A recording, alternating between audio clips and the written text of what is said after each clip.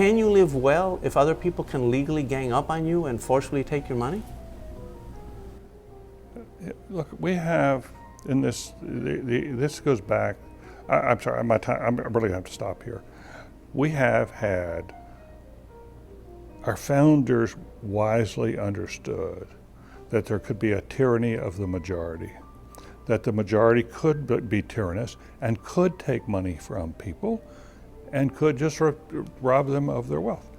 Everybody understands that. I agree with your analysis of the Constitution, and we want to try to protect minorities, and we don't want to have tyranny of the majority. But the question that I asked, that's all very interesting. But the question that I asked, can I just say this? Let me just. No, let me just finish. Okay. I'm going to stop you.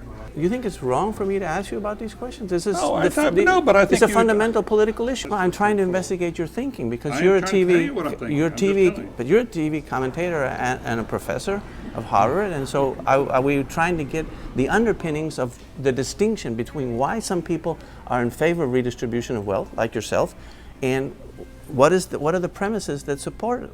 And one of the questions that I asked you is, can you live well if other people can legally gang up on you and forcefully take your money? And we haven't, you haven't answered that question.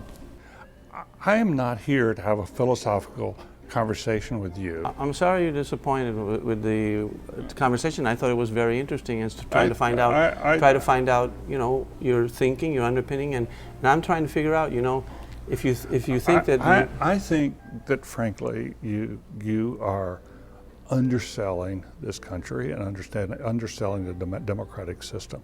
We've had a democracy that has worked remarkably well. We have a politics that's not working as well as it should right now, but the basic notion that somehow people who have done well in this country are having guns put to their head to support and to paying egregious amounts of money, or somehow the government is you know, I happen to be against excessively high taxes. I do believe that taxes ought to be held down.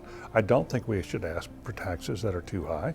I don't think the government should in effect seize all of our money. I think it would, you know, we want to avoid a country that pays the kind of tax rates we see in Europe.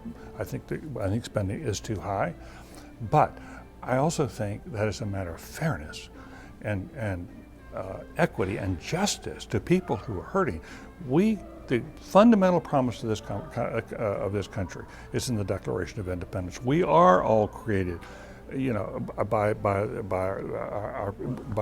a God, but we agreed early on about equality of opportunity, not equality of results, equality of opportunity. And I believe the tax system is a way we pay for civilization and a way we pay to try to realize our dreams. The Declaration of Independence says that governments are instituted in order to secure individual rights. It says nothing about redistributing wealth. It's a right to have a chance, an equal shot in life. Yeah, but frankly, if you're not willing, it only says to protect the individual rights of the citizens. The individual rights of kids who are born, who they have a right to other people's money. They have a right to grow up in a society in which they have an equal shot, and because people, and we ought to, you know, Jefferson made this clear. I believe very strongly in a lot of what Jefferson said, and Jefferson made it clear. It's a limited government view, right? His view is limited government. The original Constitution was a limited government. It was a government. That's very different than a popular democracy. No, I'm sorry. Right? Are those two different? No, I'm sorry. But those are two different Jefferson systems. said we ought to have an aristocracy that's based upon virtue and merit.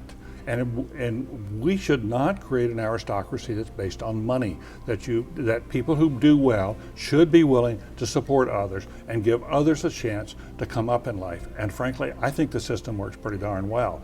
And I think these candidates think it works pretty darn well. I think it's perfectly legitimate to have debates about whether the government taxation ought to be 23, 25% of our GDP, or 19% or 18% of GDP, which was what some of the Republicans are. I think those are fair debates.